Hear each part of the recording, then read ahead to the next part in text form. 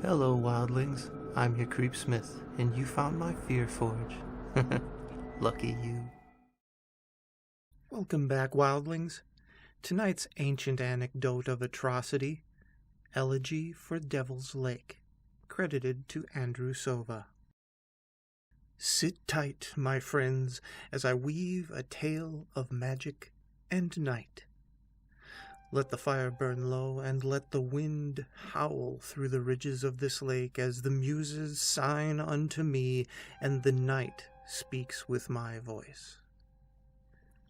There once was a young man who lived, worked, slept, and ate along the ridge of a great dark lake, Devil's Lake, in which he fished and drank. He was a man of the wild, in harmony with nature, loving all things in nature, alive or otherwise. But nature was not in harmony with him. The man lived in peace with the world for many years, each day and night the same as the last. But one night was different. The day was normal for the man, and the sun set just as it had for millennia before. The night settled in, and the wind whispered through the trees. All was at peace for a time, and the moon rose, a bright eye high above the earth. But the moon this night was different. It glowed orange. The young man sat high on the cliff above Devil's Lake and watched with trepidation as this new moon rose. He knew the orange moon was a natural occurrence, but this was not a natural day. This day was Hallows Eve, when the veil between this world and the next was thinnest. The ominous moon bearing down on him did not ease his fear. The moon appeared to have a face, and it watched and waited. The tall ridge of stone over the lake seemed to glow with the light of the moon, sparkling like a sheet of frosted glass. The ground below the man trembled slightly. Something was coming, he knew. But he did not know what. And for the first time in his life, he was truly afraid of the dark. The lake below shimmered, still as the sky above, and placidly reflected the trees around it, but there was a ripple in still water, and something below the lake moved. The reflections of the trees and the moon far overhead broke into shards of glass, and the wind stopped humming. Everything was silent and still as the water broke. Impossibly slow, something appeared to rise out of the water. The lake rippled as this new apparition, slow as ice, stretched its way higher and higher into this world. What undulated out of the water was, at first, nothing but a single tentacle, sharpened into a spear at its tip. It was red like fire and spotted with the dark blotches of night. It wiggled slowly, quietly, almost unnoticeably as it slid between the worlds. It shimmered in the moonlight. But there was some unmistakably offset quality about it, something wrong, something not of this world, and it most certainly was not. The man quaked, watching this monstrosity carefully. He had never seen anything like this before, but this was Hallows Eve. He prepared himself for what else might appear above the water, fastening himself in a protective leather suit and wielding a heavy stone axe. But even with his weapon, a feeling of deep dread settled in the pit of his stomach, and he waited. Eventually, after what felt like weeks, the young man saw something more substantial than a tentacle float out of the water. It was, at first, nothing more than a red lump, as it was the base of the tentacle. The base, too, was covered in patches of nothing. Then the mass grew, and space itself seemed to spread apart to create a void for the beast to pass through. The young man saw that the creature rising out of the water had what appeared to be 10,000 eyes. These eyes were intelligent, large, and a deep yellow. They had slits like those of cats, but these slits were deeper and showed a way into unimaginable horror. They darted around, watching everything. especially watching the young man on the ridge. The 10,000 eyes circled the monster's great head and observed all, learning best how it could be destroyed.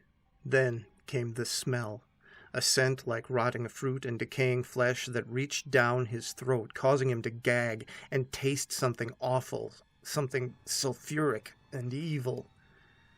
The appearance of the devilish creature stopped the man cold in his tracks. He could feel a very real pressure in the air, something building and growing, and suddenly there was a cacophony like metal scraping on metal poured from the spot broken in space within the lake, a sound like 100 billion screams of torment and anguish. It was as if hell itself had poured out the very noise within it.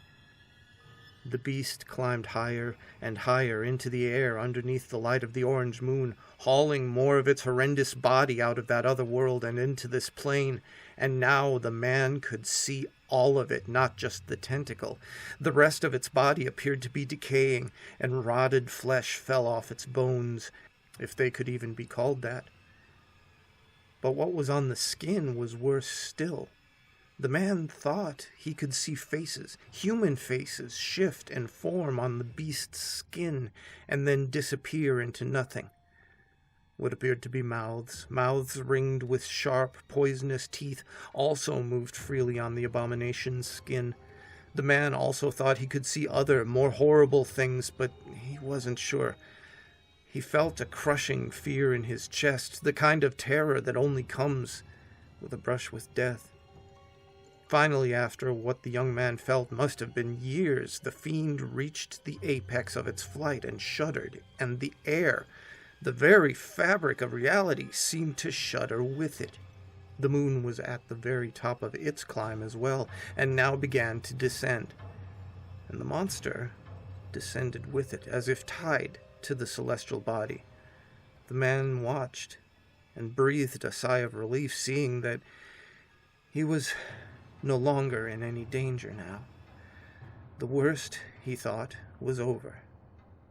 The single tentacle of the brute, the one that had first broken the surface like a shattered mirror, felt the man's change of heart.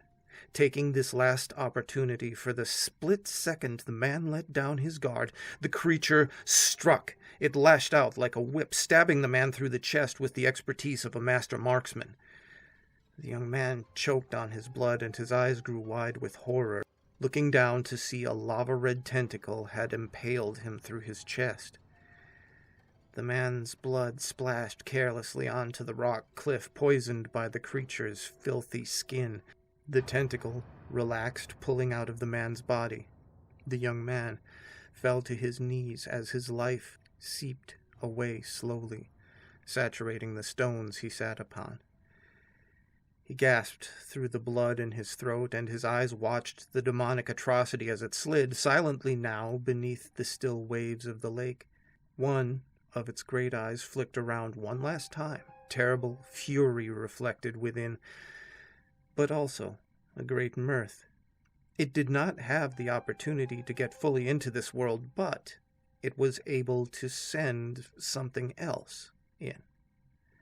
The man died quietly, his last breaths gurgling in his own blood. And also quietly, quieter than the grave itself, the beast sunk back into its lair. But in its last moments in this world, it watched its handiwork come to life, and it laughed a deep, evil laugh.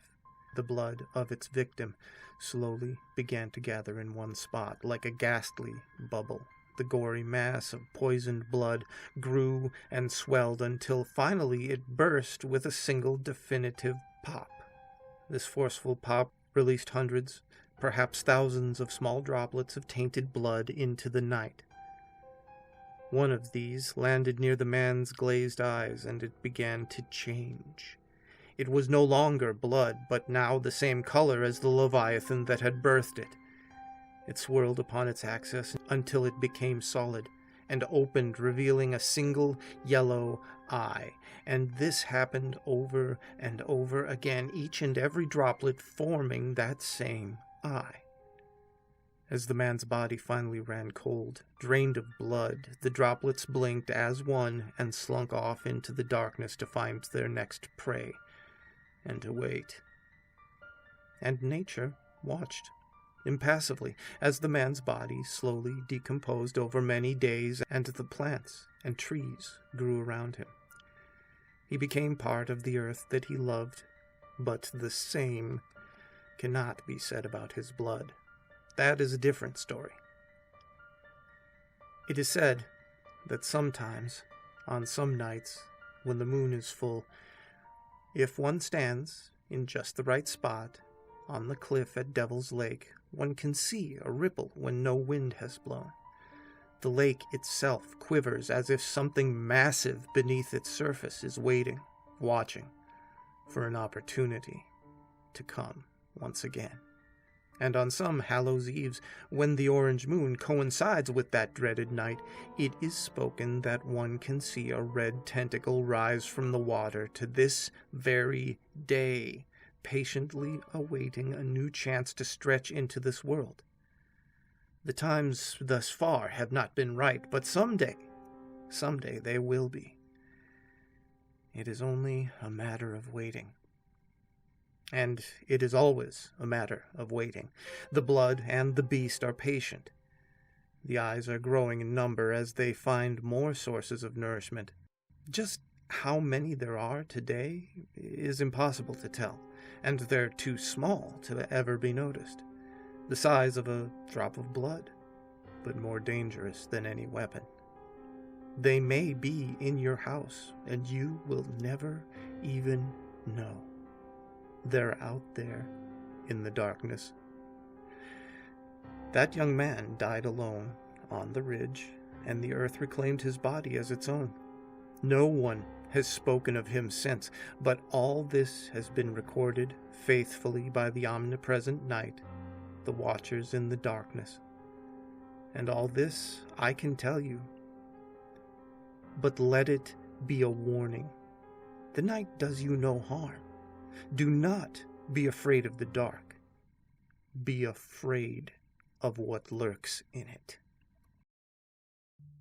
How come every time I hear that story I want to go spearfishing? Stay scary, wildlings, and make the most of your nights.